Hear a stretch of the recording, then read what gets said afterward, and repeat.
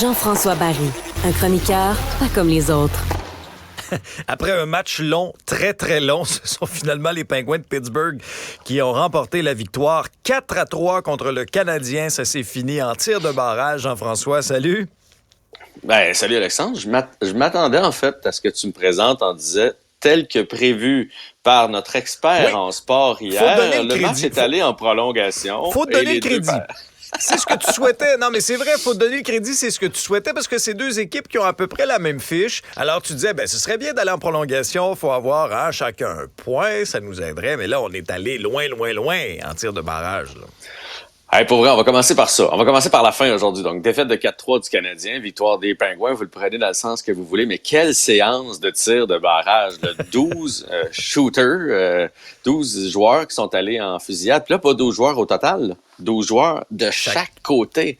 Donc, 24. Et de la façon que ça fonctionne, c'est après les trois premiers, quand quelqu'un marque, si l'autre marque, ça continue. Quand quelqu'un marque pas, bon, bref, vous connaissez le principe. Fait qu'on s'est rendu à 12. En fait, tous les attaquants, à part Stephens, qui est plus un joueur du Rocket là, qu'on a pris parce qu'il manque des joueurs à l'attaque présentement chez le Canadien, sont allés, plus Mike Matheson à la défensive. Et je lève... Hey, t'as-tu vu pour Brendan Gallagher comment c'était beau?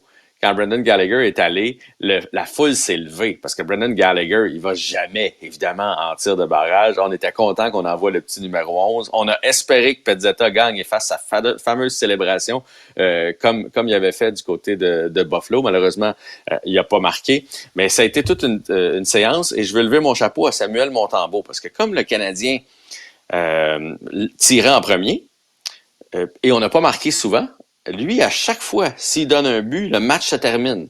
Et là, il a fait face à des Malkin, à des Genzel, à Carter, à des joueurs de haut talent de l'autre côté. Là. Puis il devait à chaque fois stopper ça, sinon le Canadien perdait, et il l'a fait. Bref, ça a été toute une séance. Puis c'est là que tu vois que quand on passe le top 5 de chaque équipe, les joueurs de talent, après ça, le gardien a nettement l'avantage. Là. Parce qu'après le top 5, là, il y a eu un but seulement accordé par les gardiens. Tous les autres, ça a été des arrêts. Mais Jean-François, si on s'est retrouvé en tir de barrage, c'est parce qu'en bout de ligne, dans le match, le Canadien n'a pas réussi à profiter de l'avance. On s'est fait avoir encore une fois le Canadien qui laisse filer une avance, permet à l'équipe de revenir. Et ceux qui pensaient que Sidney Crosby n'était pas capable de nous en mettre encore plein la vue, il vous a fait mentir. En tout cas, il a toujours adoré jouer au Centre Bell. On va se le dire, là, quand il vient à Montréal, généralement, Sidney Crosby offre de bonnes performances. Et il est très bon depuis le début de l'année aussi. Là, il y a plus d'un point par match, Sidney Crosby, à 36 ans.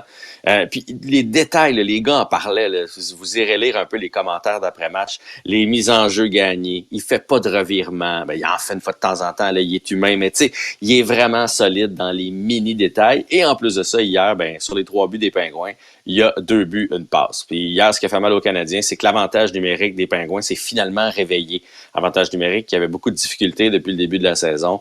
Là, ils se sont réveillés puis ça a fait mal aux Canadiens de Montréal. En même temps, moi, ce que je retiens de ce match-là, c'est que quand le Canadien joue contre une équipe de son niveau, de son calibre au classement, c'est serré, puis le Canadien est dans le coup. Tu sais, le Canadien se fait déclasser contre les Kings, contre les Bruins, contre les Devils. Tu sais, les Devils avec Hughes, là, quand les Devils n'ont pas Hughes, c'est pas la même équipe. Mais sinon, quand le Canadien joue contre la crème, on n'est pas capable de rivaliser avec la crème. Par contre, l'équipe est généralement bien préparée. Les gars se donnent parce que quand le Canadien joue contre des équipes de milieu de peloton, donc avec eux autres, on a toujours des matchs de hockey. Hier, si tu as payé ton billet pour aller au Centre Bell, oui, tu es sorti avec une défaite du Canadien, mais je pense que tu es quand même sorti satisfait. Là. On va se le dire, ça a été tout un spectacle. Et mention honorable à Jason Struble. Tu sais, Struble, là, on l'a appelé juste parce qu'il manquait quelqu'un. Mais là, il y a 2 buts en 2 matchs. Je sais que ça ne deviendra pas un défenseur offensif pour autant. Reste que, il produit encore à l'attaque.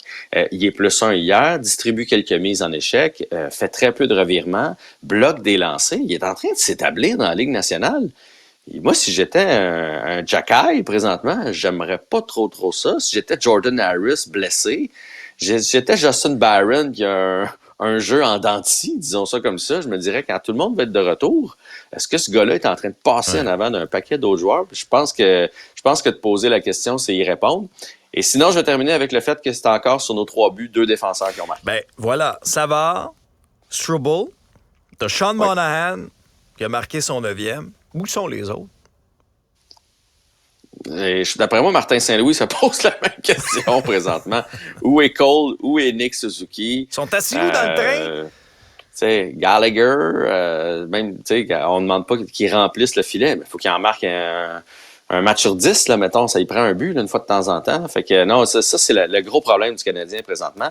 Hier, Anderson, il est allé en tir de barrage parce qu'on était rendu là. Mais quand tu y penses, le gars, il n'a pas un but cette année à part un filet désert. On l'envoie en tir de barrage. Puis là, il y avait rien.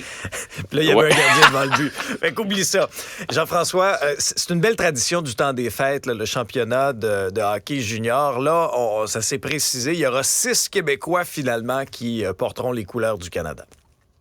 Ouais, c'est 7 gars de la Ligue junior majeure du Québec, dont 6 Québécois. Puis là, on va le dire parce que souvent, quand c'est l'inverse, quand on n'en a pas suffisamment des représentants, on le décrit un peu, là, on n'est pas content. Mais là, c'est une belle représentation. Il y a 8 joueurs de la WHL, donc la Ligue de l'Ouest. Il y en a 7 de la Ligue junior majeure du Québec, 5 de l'Ontario. Donc, chez les Québécois, Saint-Hilaire, le gardien, lui, c'est une belle histoire. Là. Il n'est pas repêché dans la Ligue nationale, même que l'année passée, Sherbrooke avait été chercher un gardien pour passer en avant de lui pour faire un bout dans les séries. Puis là, finalement, il est en train de leur mettre dans les dents qu'il était très, très bon. Donc, Samuel Saint-Hilaire, Mathis Rousseau qui est avec les Moussettes d'Halifax. Ensuite de ça, on a Noah Warren avec les Tigres de Victoriaville. Maverick Lamoureux, le grand défenseur de 6 et 7 repêché en Arizona, qui est avec les Voltigeurs de Drummondville. On a Tristan Luneau qui est avec les Ducks présentement. Et Jordan Dumais, qui est le meilleur joueur de la Ligue junior majeure du Québec, le premier marqueur, qui est aussi avec les Moussettes d'Halifax. Et le gars qui est le représentant des Maritimes, donc qui est dans la Ligue junior majeure du Québec, mais dans les Maritimes, c'est Jake Furlong. Et non seulement ces gars-là vont faire partie de l'équipe, mais tu sais, quand tu regardes, on a 4 de nos défenseurs qui sont de la Ligue junior majeure du Québec, dont 3 du Québec. C'est un bel exploit. Et c'est des gars qui vont avoir un rôle important. Là. Lamoureux n'a même pas été habillé pour les 2 matchs hors concours. Fait que ça veut dire que sa place était comme tellement sécure, là. On n'avait même pas besoin de l'habiller. Dumais va avoir un impact sur l'avantage numérique. Fait qu'on va avoir des joueurs à regarder qui sont des joueurs d'impact dans l'équipe. Fait que ça, c'est un bel accomplissement. Puis sinon, on va surveiller Owen Beck, qui a fait l'équipe, évidemment, qui va peut-être être le capitaine, qui appartient aux Canadiens de Montréal. Et Celebrini, le jeune, lui, il a 17 ans seulement. Il n'est même pas repêché encore. Ça va être son année de repêchage cette année. C'est une superstar. C'est un futur Connor Bedard, là. Donc, lui a fait l'équipe à ses 17 ans. Quand on regarde que c'est un tournoi avec beaucoup de joueurs de 18 et surtout des joueurs de 19, alors, le faire à 17, c'est tout un exploit. Ça démontre son talent. Vraiment. Alors, on va surveiller ça à compter du 26 décembre prochain. Ça se passe en Suède. Merci, Jean-François. Salut, là.